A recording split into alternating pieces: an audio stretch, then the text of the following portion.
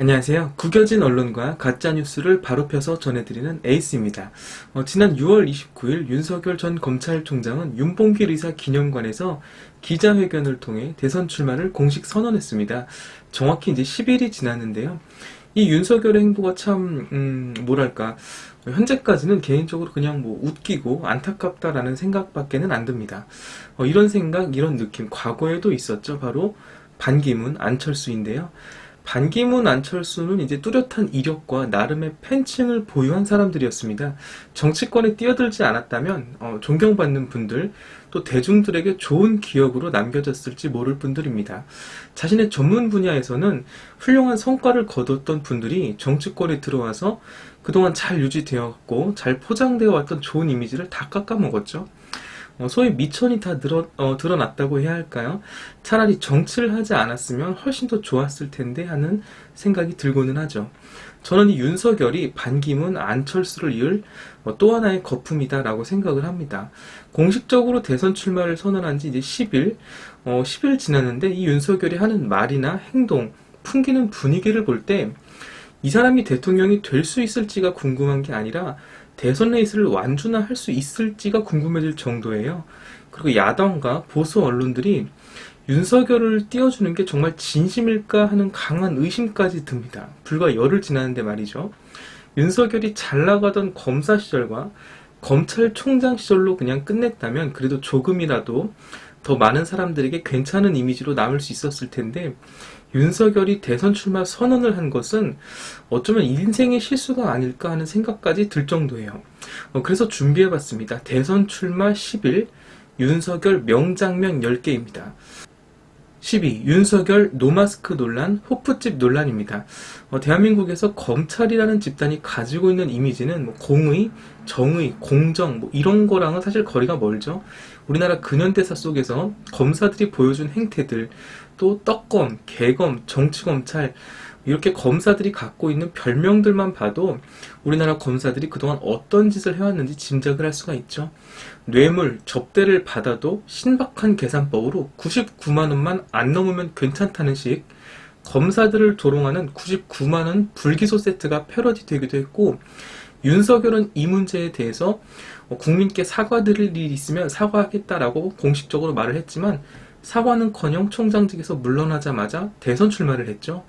자기 식구들 검찰만 철저히 감싸고 도는 정치 검찰이 대놓고 공정을 논하는 모습이 참 기가 막힐 뿐입니다. 양심이 있으면 정의나 공정 이런 단어를 입에 올릴 수가 없을 텐데 말이죠. 이건 작은 예에 불과합니다. 공문서를 위조해놓고 법적 책임은 없이 그냥 검사 옷만 벗으면 된다는 식으로 일을 처리하죠.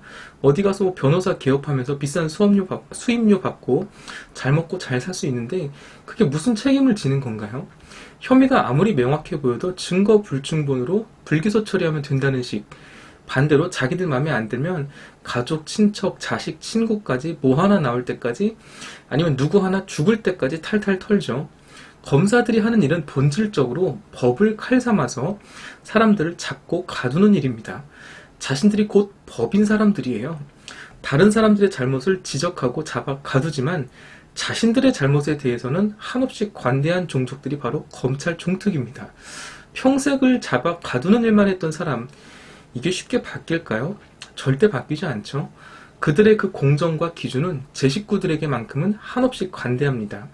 자신들의 잘못에 대해서는 눈을 감아버려요. 윤석열이 총장 자리에서 내려오고 언론의 주목을 받기 시작하면서 가장 처음 논란이 되었던 것이 있는데 그게 바로 윤석열은 왜 마스크를 안 쓰냐는 거였어요. 참 사소한 거라면 사소한 것인데 사진들을 보면 정말로 윤석열은 노마스크 사진이 많이 올라옵니다. 저도 처음에는 기념사진이니까 그럴 수도 있지 이런 걸 가지고 뭘 논란을 만드나 이렇게 생각을 했는데 나중에는 그게 아닌 것 같은 거예요. 이 사람의 마인드는 뭔가 노마스크에 대한 당당함이 있는 것 같은 뉘앙스가 풍겼습니다. 술을 잔뜩 먹고 마스크 안 끼고 거리를 누비는 사진도 공개가 되었고 단체 사진을 찍는데 마스크를 내리고 있어요. 이거 딱 봐도 방역수칙 위반이거든요. 사진에 담긴 사람만 6명이 넘잖아요.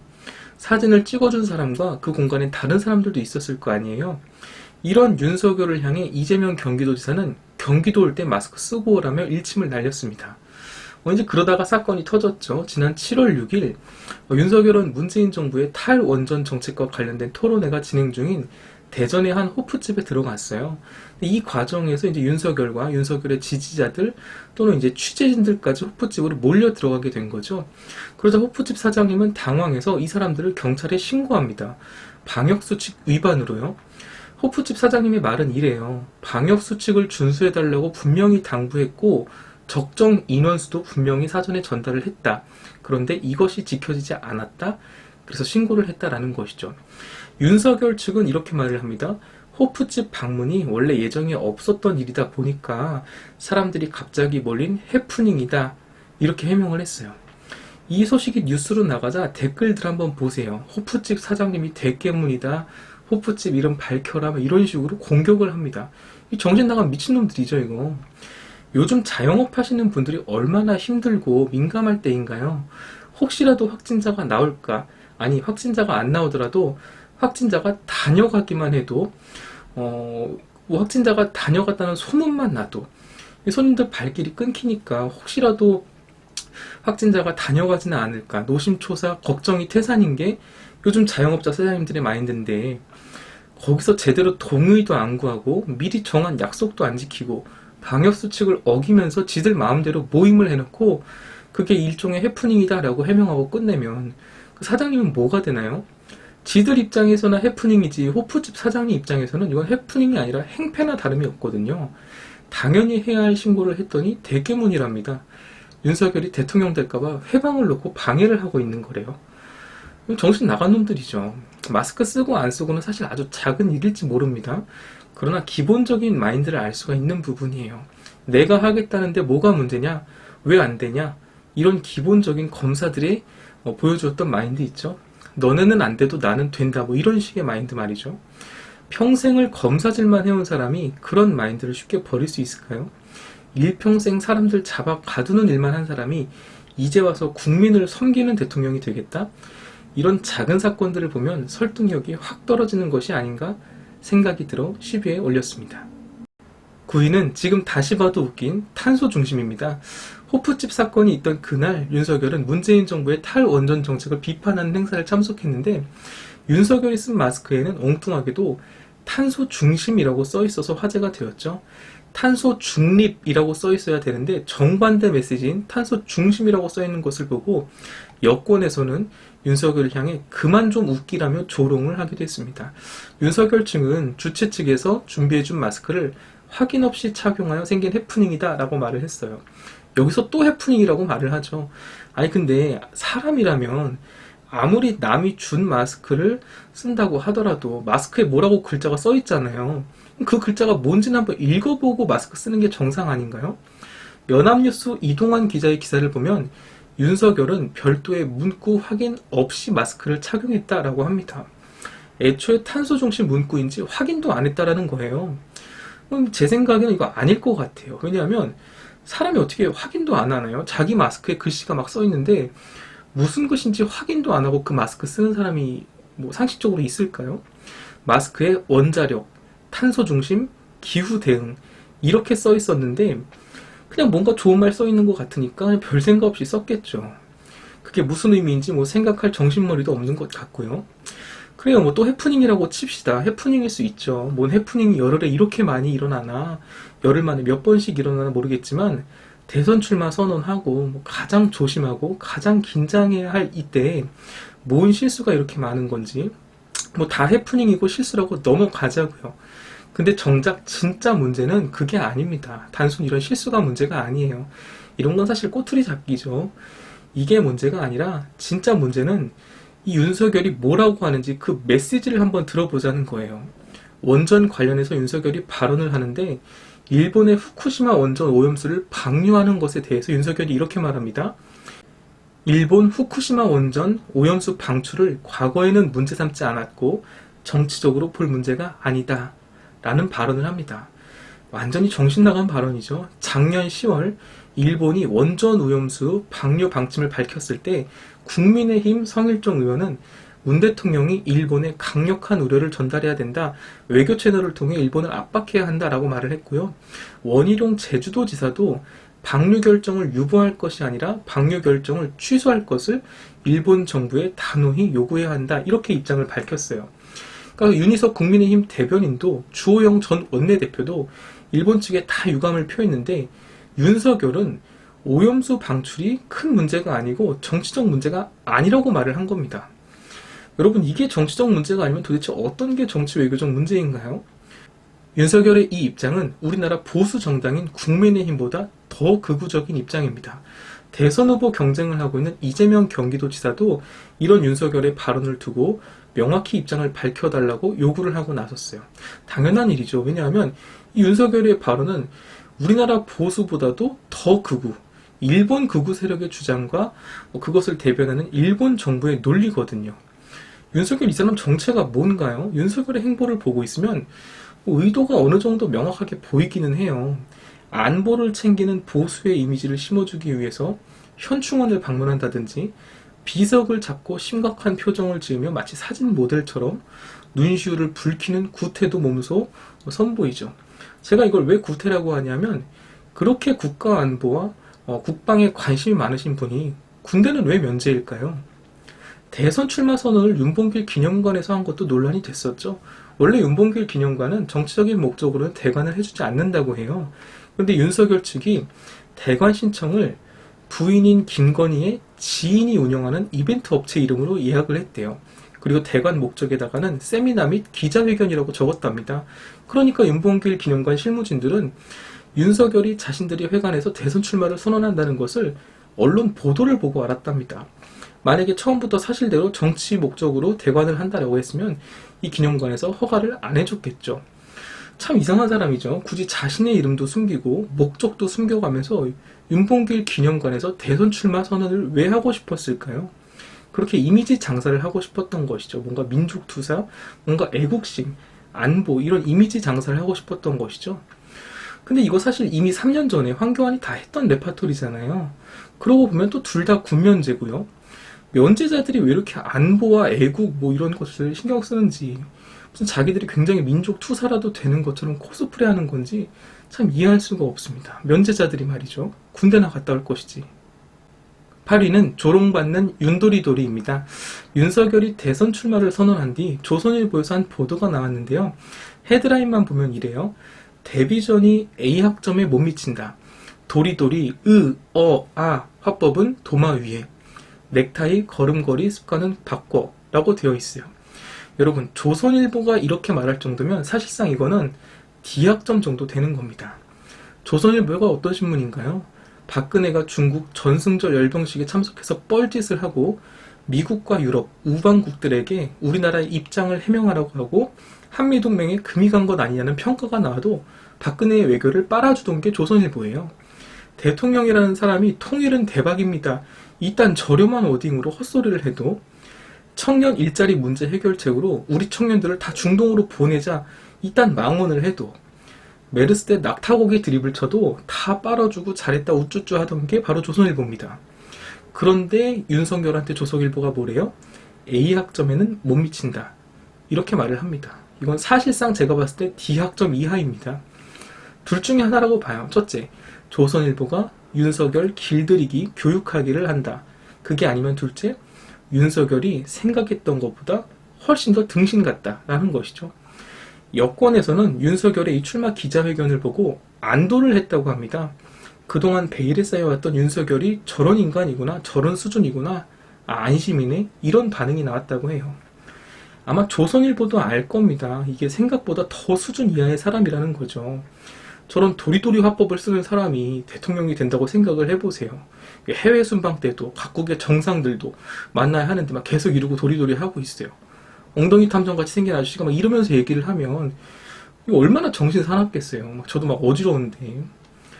박근혜가 오바마랑 만나서 얘기할 때 등신 같은 짓 하니까 오바마 표정 여러분들 기억하시나요?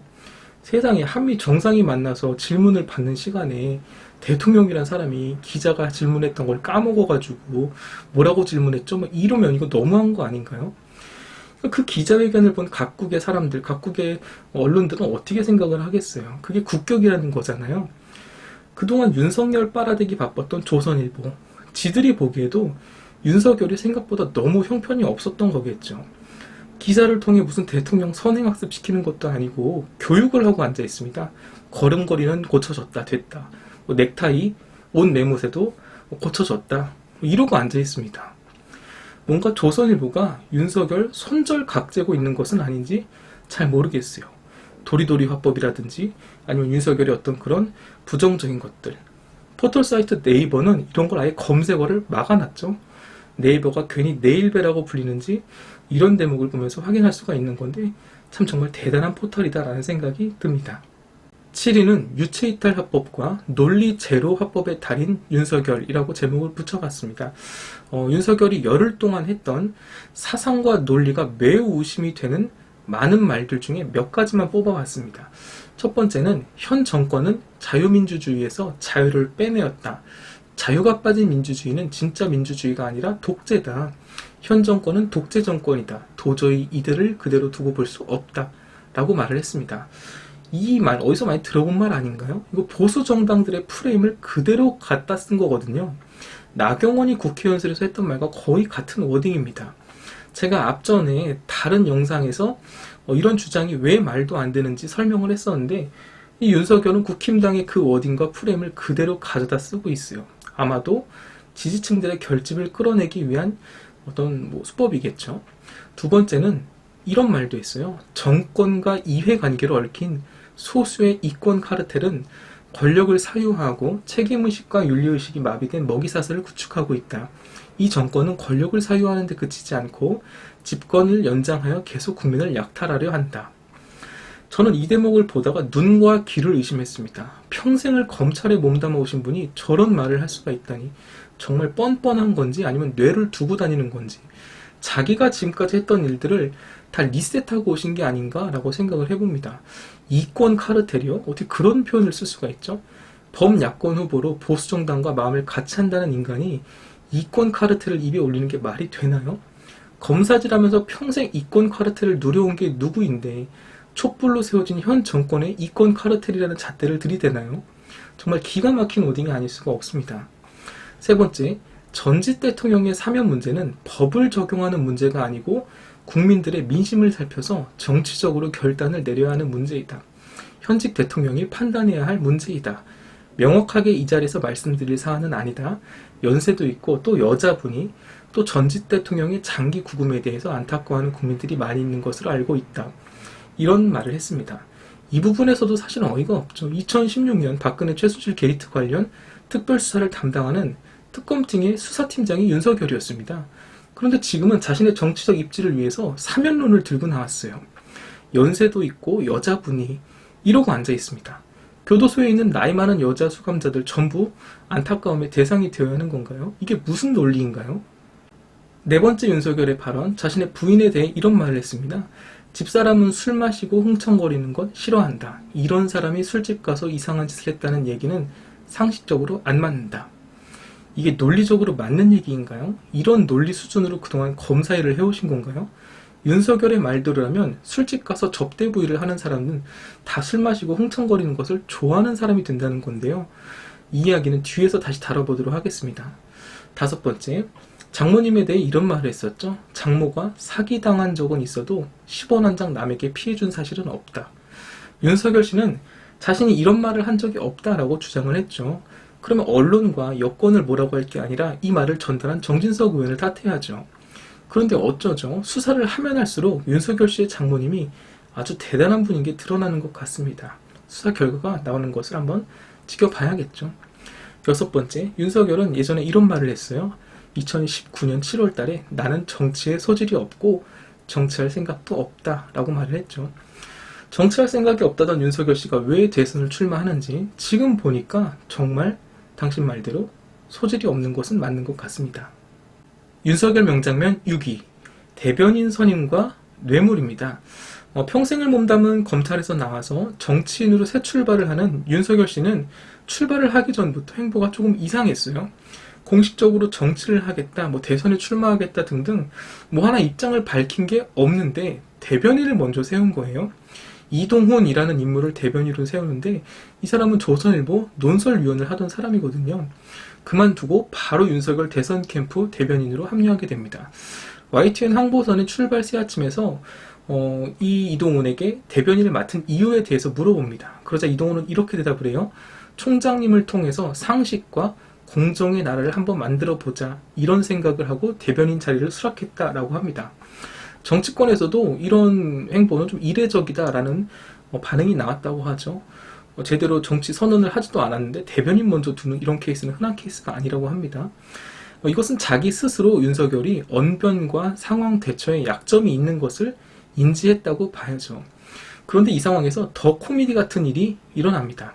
열흘 뒤에 이동훈이 그만둬요. 갑자기 돌연 일신상의 이유로 사임을 합니다. 그리고 바로 얼마 뒤에 그 이유가 밝혀지는데 바로 뇌물이죠. 요즘 뜨거운 이슈인 그 수산업자 김모 씨가 현직 부장검사와 전현직 언론인들한테 뇌물을 줬다고 밝혔는데 이동훈이 여기에 포함이 된 거예요. 완전히 코미디죠. 수백만 원 상당의 골프채를 받은 혐의와 더불어 이 이동훈은 그 수산업자 김 씨한테 야당 의원들도 소개해 준 것으로 알려져서 조사를 받고 있다고 합니다. 상식과 공정의 나라를 만들고 싶어서 대변인을 하게 되었다라고 말한 그 이동훈이 열흘 만에 뇌물죄로 하차했어요. 자, 놀고 자빠졌죠, 아주. 윤석열은 출마 선언에서 뭐라고 했냐면 정권과 이해관계로 얽힌 소수의 이권 카르텔, 윤리의식이 마비된 먹이사슬을 구축하고 있다. 이렇게 말을 했어요. 그 자기네 이야기잖아요. 자기네들이 그 이권 카르텔을 쥐고 있잖아요. 윤석열은 한평생 검사만 한 사람입니다. 구술을 해서요. 당연히 정무 감각이 전혀 없겠죠. 이런 비판에 대해 혹자들은 대통령이 사람 잘 보고 임명 잘해서 적재적소에 일꾼을 안 치면 되는 거지, 본인이 일을 잘할 필요는 없다, 뭐 이런 식으로 쉴드를 치더라고요. 그런데 윤석열이 처음 앉힌 1호 인사, 1호 대변인이 뇌물로 열흘 만에 사퇴를 했어요. 이쯤 되면 본인 능력도 없어서 대변인을 뒀는데 사람 보는 눈도 없다라는 것을 스스로 인정한 거 아닌가요?